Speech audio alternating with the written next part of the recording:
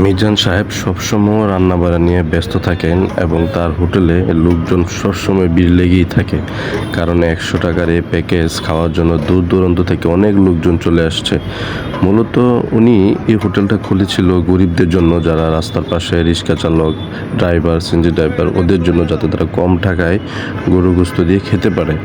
এখন সে ভাইরাল হওয়ার পরে এখন রিক্সা চালক, গরিব মানুষ, এখন সব বড় লোকেদের ভিড় জমে গেছে। ইউটিউবার, হ্যাঁ, ফেসবুকের ভিডিও, বড় লোক যারা আছে গাড়ি থামিয়ে থামিয়ে তার এখান থেকে খায়। আসলে ভাইরাল হওয়ার পরে এখন সবারই তার নজরে চলে আসছে। একটি কাঠের গামলাতে ভাত ঢেলে রাখা হয়েছে, যার যত ইচ্ছা এখান থেকে ভাত নিয়ে খেতে পারবেন, শুধু 1 পিস গরু গোস্ত এবং ঝোল দিয়ে। হ্যাঁ, তো দেখা যাচ্ছে মিজান সাহেব বড় বড় দুইটা পাতিলের মধ্যে কি রান্না করতেছে, খিচুড়ি রান্না করতেছে। হয়তো খিচুড়িগুলা বিকালের পর, সন্ধ্যার পর থেকে হয়তো বা সবাই খেতে পারবে।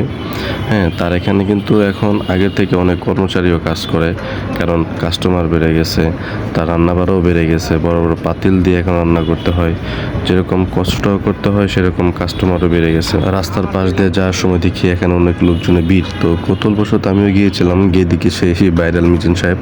তো আমিও একটু ভিডিও করলাম, সবার দেখে দেখি এখানে অনেকেই ইউটিউবার, ফেসবুকে যারা কন্টেন্ট করে অনেকেই ভিডিও করতেছে, তাই আমিও একটু করলাম আর কি।